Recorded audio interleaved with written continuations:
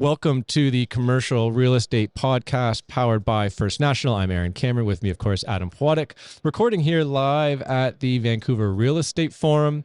As part of our speaker video series, I'd like to thank our sponsors of this episode, Appraisal Institute of Canada, Revesco Properties Trust, and Remax Commercial. Our guest, I'm very excited about this next conversation. Somebody that I believe needs no introduction, but I'll do it anyway. An individual by the name of Avtar Bains, who's the president of Premise Properties. Avtar, thanks for coming on. My pleasure. So Avtar, we really like to go back and look at our guest history and their career path. And I've heard rumors of yours, so I'd like to hear it directly out of the story history. So maybe just talk to us about how you got into real estate and what your career has been like so far. Well, to be quite honest, I got into the real estate asset class through consequence, not design. I had not planned to have a career in commercial real estate. And in the early 80s, my uncle was golfing with a guy named Kelly Heed, who was then the manager of Macaulay Nichols Maitland, the precursor to Colliers. And Kelly mentioned to my uncle that I'm looking for some young guy to come in this summer and be a gopher in the office. So Swarney said, well, you should talk to my nephew. So given that Kelly was Indo-Canadian, Swarney was Indo-Canadian, and I was Indo-Canadian, he had no choice. He had to hire me. like it was like three brown guys. Like I was like, so it wasn't a lot of competition for the job. And the first day in the office was May 21st, and I didn't know what to expect. But this is the gospel truth. On May 22nd, the second day in the office, I knew my university career was over. I just loved it. I loved the company. I loved the people. I loved the culture. I loved the asset class. I knew immediately I wasn't an office leasing guy. I wasn't an industrial guy. I was IPP assets. I loved the investment space. I knew nothing about it and was kind of learning on the job. So that's how I got a summer job, which ended up lasting 32 years. And I just stayed there. It was a wonderful, wonderful platform and opportunity that they gave me. The problem was, in those days, I was particularly cocky. Just really, yeah, that's right. But too full of myself. So for a number of years, my productivity was zero. Like zero. And there was a time where I thought Kelly was going to kick my blank out of the office and be happy about it, right? Be happy about it. So I started to take the business a bit more seriously in the mid-'80s. One of the things that happened to me is I was convinced to go to the Royal Bank and borrow $102,850 for this deal in a private company in the Vancouver landscape, a company that was considered blue chip at the time. And why the Royal Bank of Canada lent me $102,850, I'm not quite sure, because they didn't have the earning power at that time to pay the interest. Anyway, I make this investment, and shortly after that, the company failed, or the group of companies. The group of companies failed. And it was the biggest wake-up call you could ever have. Okay. That combined with the fact that in my rookie year in sales, I was rookie of the year and just made over $100,000, and then I think it was 1982. Okay. And I thought I was so cool. I made $100,000. Okay. Year two, when the market went down, 83 was a very bad year, high interest rates, a bunch of other stuff. I made $800 a month. My annual earnings were $9,000. So the combination of losing $100,000, the combination of earnings going down, and then the third leg of that story is I had to go to my sister's and borrow $75,000 after tax of their dollars to survive. It was really difficult. And it's after that kind of not a splash of water, the gallon of water in my head, that I realized that I had to treat my job as I was running my own business. And that's when things changed. Every 5 years in my life, I used to get in the office at 9 o'clock. 5 years later, it was 8:30. And so then it was 8, then 7:30, then 7, then 6:30. And to this day, I get in the office every morning at 6 o'clock. And I'm not in sales anymore, right? But I like to keep my relationships going on the East Coast or in Central Canada. One of the things I used to do as an agent, I used to love this, because there's a perception in the marketplace in Bay Street that people in Vancouver don't work particularly hard, right? There's this perception, right? So I used to love getting in at 6 o'clock in the morning and leaving voicemails for people before they got in the office at 9 o'clock. Anyway, when things started getting better, when I understood the value of relationships, the value of a game plan, the value of adding something to the conversation. Like in today's world, information flows very easily, okay, and freely, and everyone kind of knows every deal before it's even done. But that wasn't the case in the mid '80s. In the mid '80s, I had the opportunity to go to people that own real estate in Vancouver, whether they were domiciled here or in Calgary or in Montreal or Toronto or in Germany, okay, or Hong Kong. I had the opportunity to tell them something about their property that they didn't know. I had the opportunity to add value to what they were doing. So I really did change my ways, and I tried to refine my habits. And when I finally got to the point of creating trusting relationships with third parties, that's when my career went off. Like it just like, it was like a rocket. Tara, when did that happen? 26 or 27. After a couple highs and lows. Yeah, well, I was going to say, I mean, you dunked your head in cold water, or ice baths, or however you wanted to frame it, right? So, and then was it kind of then, well, maybe just you tell us, what transpired after that? For the next sort of 20 years, you've had resounding success after success, it sounds like. Yeah,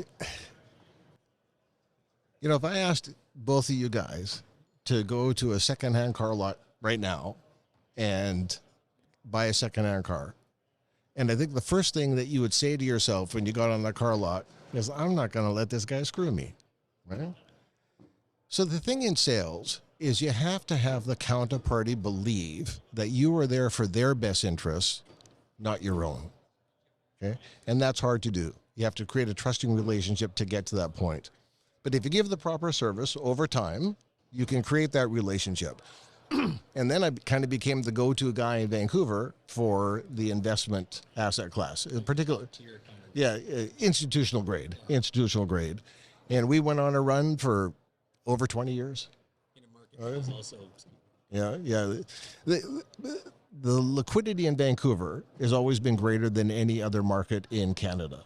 And that's because we're a small market, and B, we attract capital from private capital here, institutional capital across the land, private capital across the land.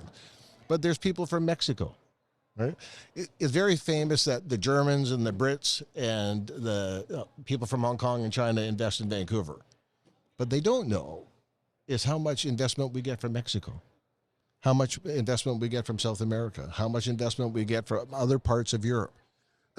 So it's a place where people think one day they actually may be domicile in this market, and it's the best place in the world to live for many, many people, and certainly is for me.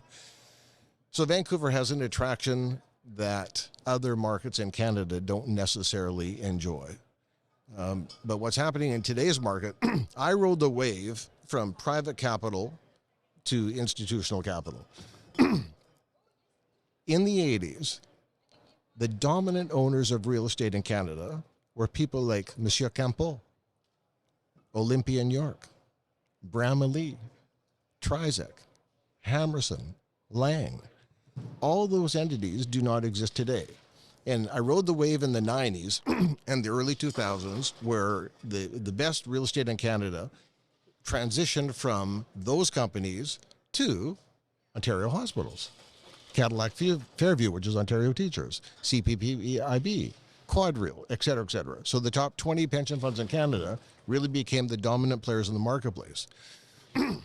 Where we are today is you're going to see, in my view, a seismic change of ownership of the best real estate in Canada over the next 3 years, where now the institutions think they may be overweight in the real estate asset class, and they're going to downsize. Who's going to backfill that? Not other institutions. So I think there's an opportunity for private capital, public market capital. I sit on the board of one of the Morguard boards and the Primaris board. There's great opportunity for us right now, being in the public space, where we can probably do a deal easier than an institution. So there is going to be a lot of transition in the marketplace, particularly in the office asset class, in the very near future, and that is going to be opportunity for the investor, opportunity for the brokers, opportunity for the mortgage brokers, opportunity for the lawyers, opportunity for the accountants. The worst thing that can happen in any commercial real estate market across Canada is the lack of liquidity. For every deal we do not do, it affects 20 jobs. Deal flow is so important to the legal secretary, to the appraiser, right? To the surveyor, to people doing the due diligence, right? So I sometimes think the governments take it for granted that this money is always going to end up, they're going to get their share of this money. Well, they're not in areas of illiquidity. So I wish we could all kind of get on the same page and understand that an active real estate market, particularly in the province of BC, I think they probably budgeted $1.7 or $1.9 billion in the provincial budget just based on property purchase tax.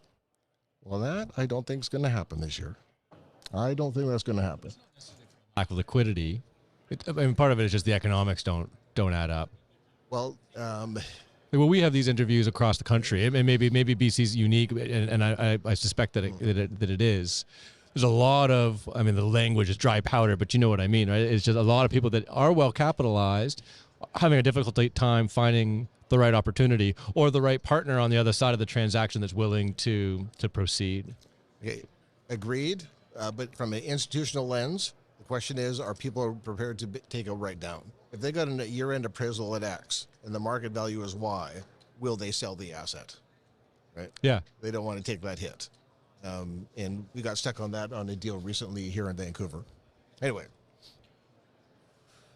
I got to ask why you left Colliers, and I bring this up on a personal note. I started my career at Colliers in 2010. I'd be sitting in the office in West GTA talking about industrial or real estate, and your name would come up once a month. And for the most part, real estate brokers in other markets, even from the same company, their names wouldn't enter our universe too often because it is, it's a local business. I'm running around, Etobicoke, Mississauga, looking at buildings, but your name would come up over and over and over as the kind of gold standard for execution. So you've got this position, a super successful real estate career, and you said, I'm going to do something new. I mean, obviously adjacent to what you were doing, but something new. So what was that decision?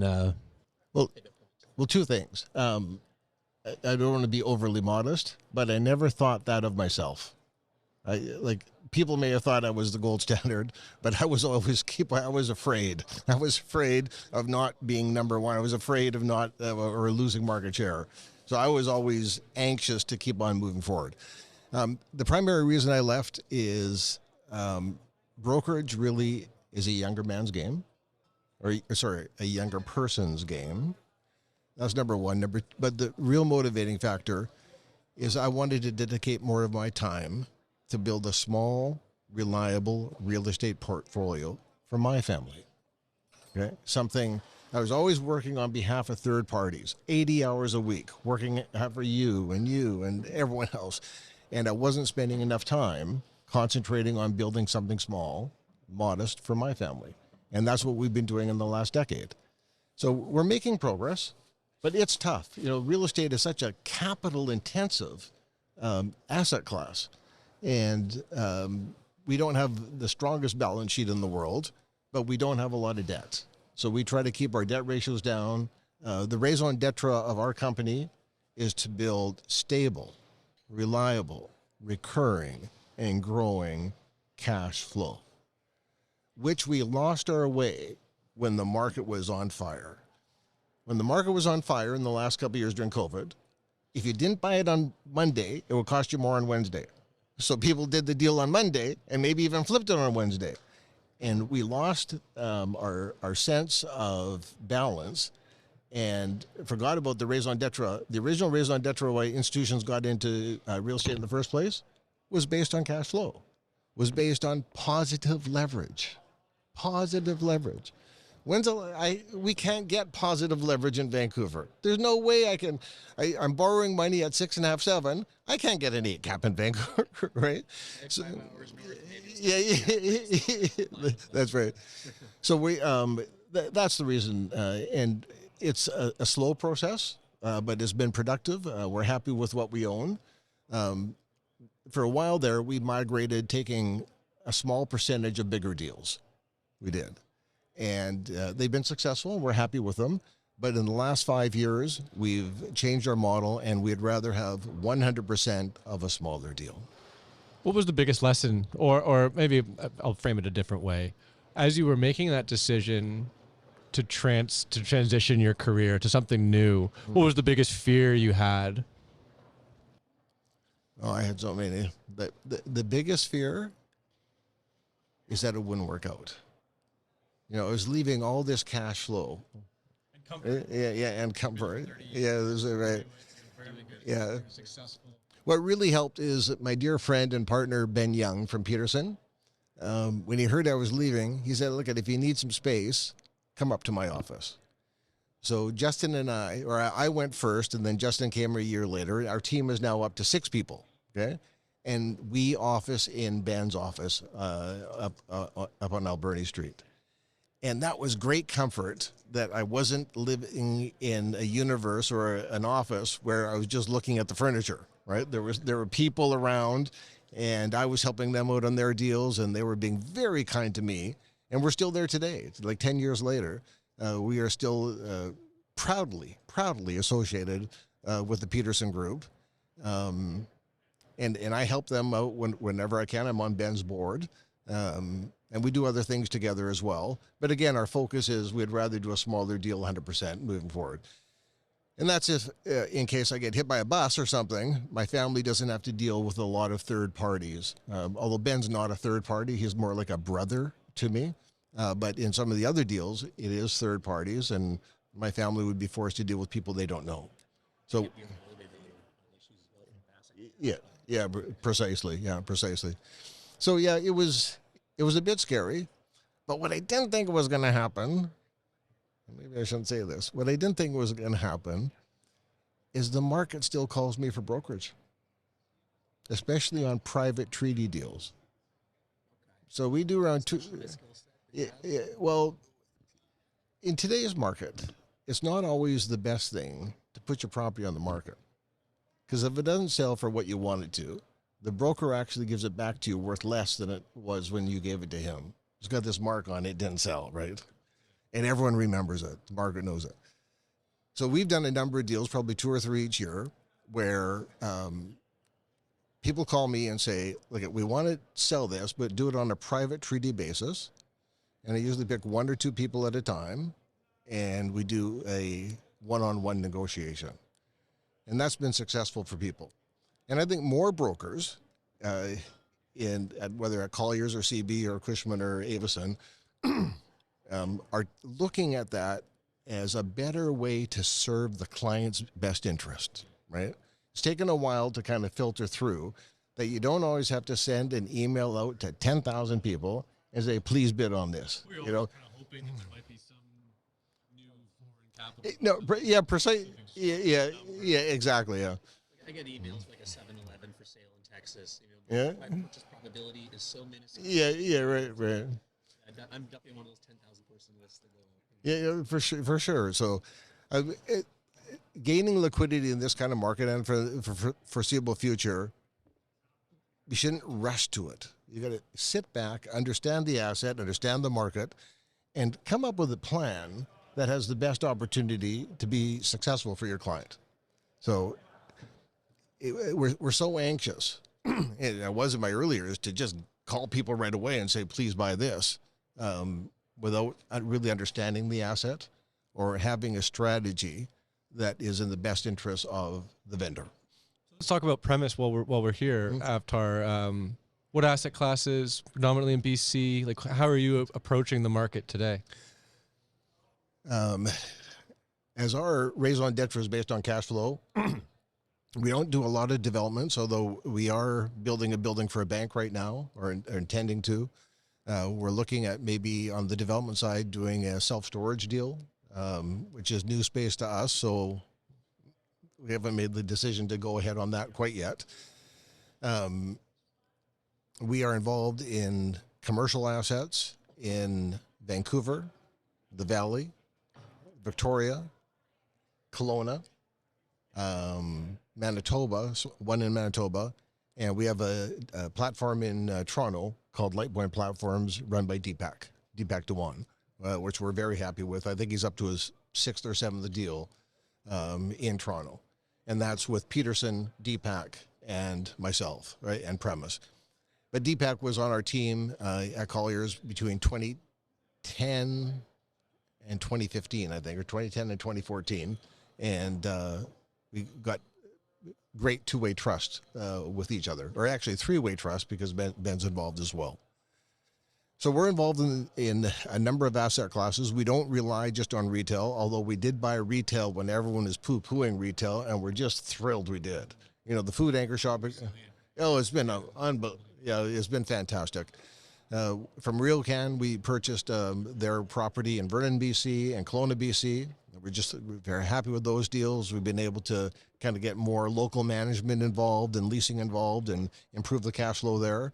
And in Toronto, from Greystone, we bought 410 at 7 in Brampton, which we're very happy with. But those are bigger deals, and I'm a small piece. Like, those are big deals, and so Peterson would be the majority partner, and I'd be the minority partner. So we're looking at a bit of development, but hopefully on a pre-lease basis. We're involved in a bit of wood frame construction on the condominium side, and hope that the interest rate goes down a bit so we can have more liquidity with the units. We're involved in a number of commercial assets, and even in the hotel asset class. We're involved in 3 hotels, 1 in Toronto and 2 in Vancouver, and we've been really thrilled with the performance of the hotels over the past couple of years. It's been better than expected. But what's interesting is we find the Vancouver hospitality market to be more dynamic than Toronto. Toronto hasn't come back quite as close to where it was pre-pandemic as Vancouver has. I think we get a bit more hospitality or recreational travel here than downtown Vancouver. We get more recreational travel than downtown Toronto. I think that's one of the reasons.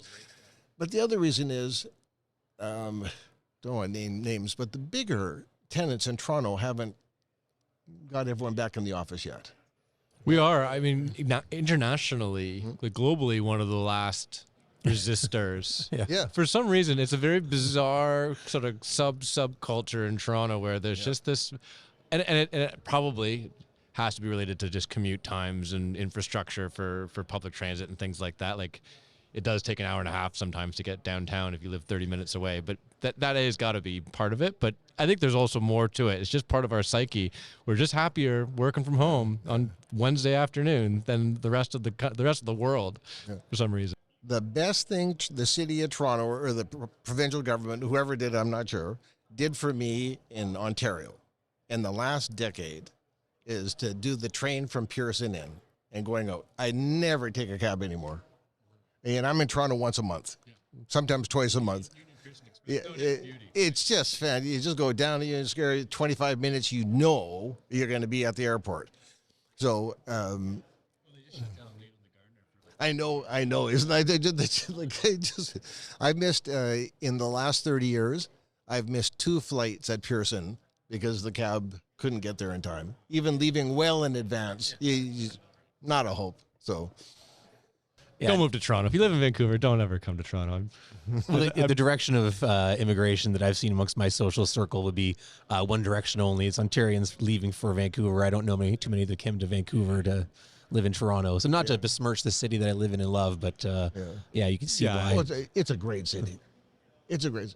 I remember. Well, for an audio medium, this can't be conveyed, but where we're sitting right now, the view is just stunning. We are staring at giant 30-foot glass windows with mountains, and if we sat here long enough, we might see a whale go by. It's just stunning. Overlooking. Yeah, it's the seaplane takeoff and landing strip with, I think that's North Vancouver right there, and the bridge across Stanley Park. Like it's pretty nuts, right, where we're sitting right now. Yeah. You don't get this view in Toronto. That's for sure. Indeed. Oh, the CN Tower is majestic.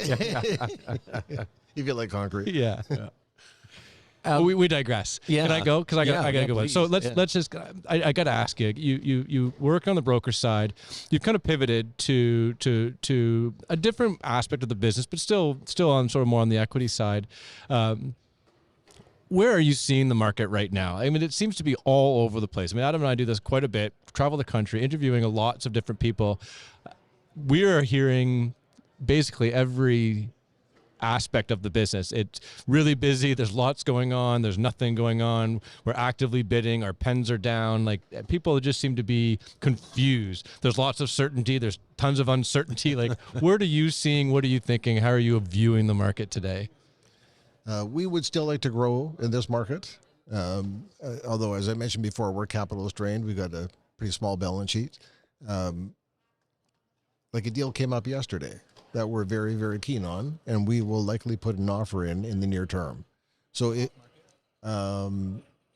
it's not on the market yet, but it's listed. Yeah. That's right. If we don't go right away. In fact, the chap just grabbed me on it 10 minutes ago or 20 minutes ago. We still want to grow. If you would give it to me, you're the one not giving me the debt.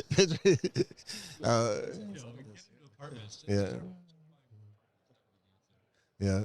So, and maybe aside from premise, like, just how are you viewing the marketplace with your history and just the lens that you see the world through? Is it coming back? Is it coming back actively? Is it dependent on where interest rates go? Is it depending on, federal election outcomes? What's the vibe you're picking up? If you look at history, this is the type of market you should be buying in. If you can secure the debt at a reasonable number, if you have the equity. This is my 5th cycle.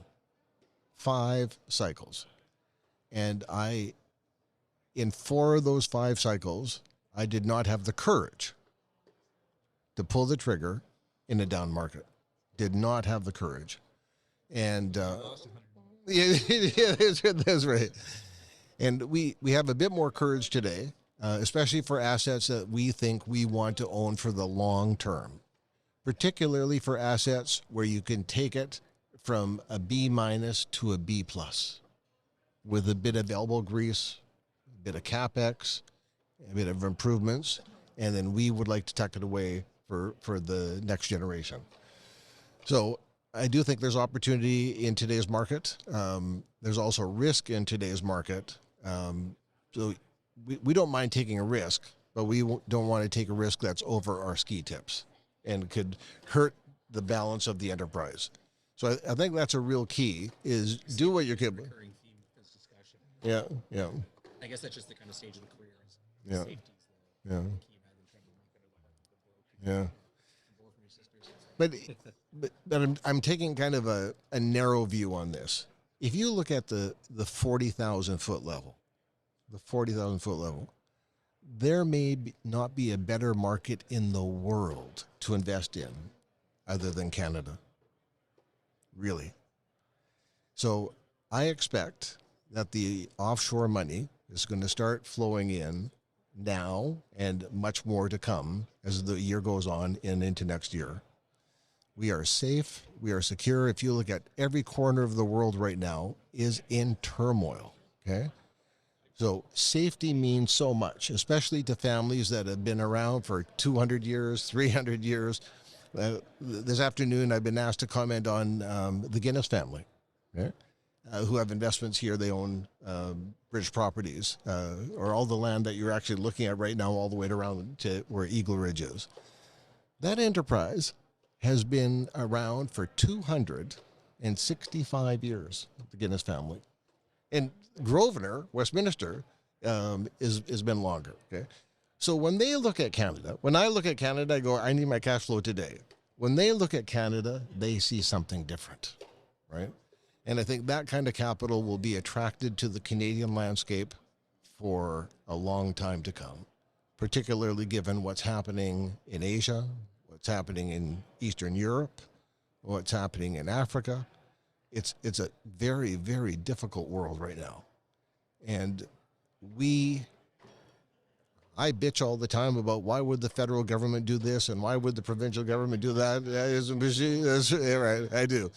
But if you are in a different area of the world, like the Middle East, we're looking pretty good.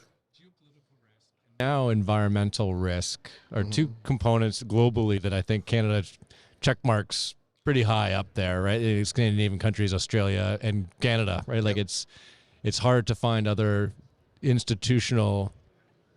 try to find other attractive investment opportunities, right? Yep. Globally, if you're playing in that space. It's tough to stay at 10,000 or 30,000 feet though sometimes, Avtar, when you're looking at the numbers and you're trying to make sure that the positive cash flow is there and every single dollar and penny add up.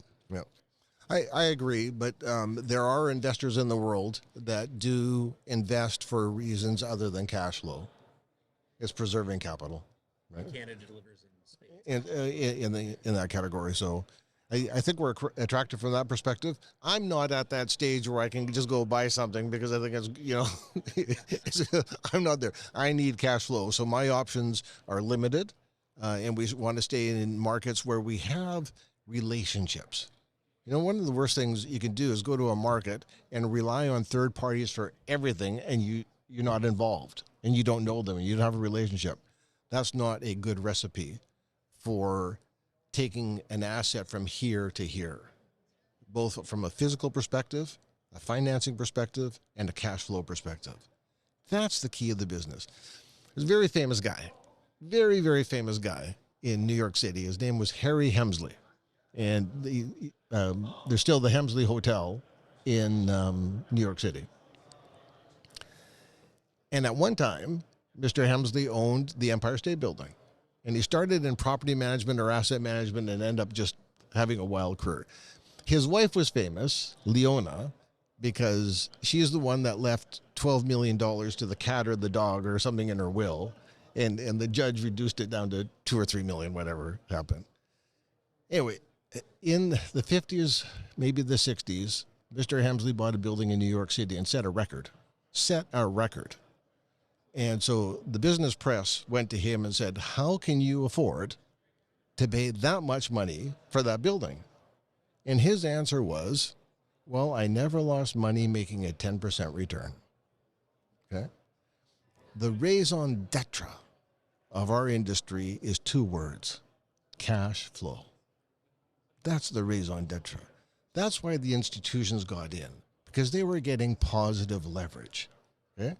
They had capital appreciation along the way, for sure, but it's the balance that real estate can bring to your portfolio.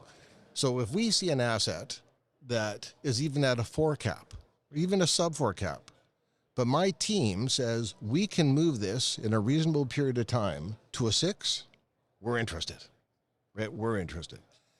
So we try to keep it simple. We're not trying to take over the world. We're trying to keep our kind of modest roots. The problem I have, having been at Colliers all this time, people think I got all this money. People think I'm worth all this. It's not true, right? So when I walk around, some guys call me and say, can you do this deal? And I said, are you crazy? That's $40 million, right? Like, that's out of my world, at least if I tried to do it by myself. So we're careful as we move forward, but there is opportunity in every part of the cycle of a real estate market. There is.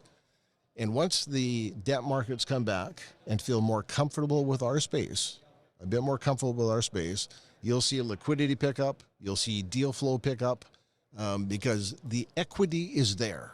The equity is there. But you need to marry so many things to be successful in a real estate transaction. So it's not just equity and it's not just debt. There's other things associated with it. But if you have the equity and the debt and both markets are liquid, let's go. How soon do we get there? Yeah, good question. This is the last question. Yeah. How soon do we get there? Call the start of the next cycle. I'd say Q2, Q3, 2025. It'll be here in a minute. Perfect. I think so. We're going to go through some difficult times between now and then, but hopefully in over a year from now, the rate will be 75 to 125 basis points less. I don't think it's going down 3% again, but if we get something in the fours, and we see growth in the economy, and we see less government intervention, yeah, we're going to rock and roll. Here's hoping. Yeah, here's open. I agree. Thanks, Avtar, for coming on. Really appreciate you taking the time. That was a great conversation. I'd like to thank Informa for hosting us here at the Vancouver Real Estate Forum as part of the speaker video series. Of course, our sponsors, Appraisal Institute of Canada, Revsco Properties Trust, and Remax Commercial. And of course, thanks to First National for powering the podcast. Again, thanks, Avtar. My pleasure. It's been fun, guys. Thanks. Thanks. Cheers. Cheers.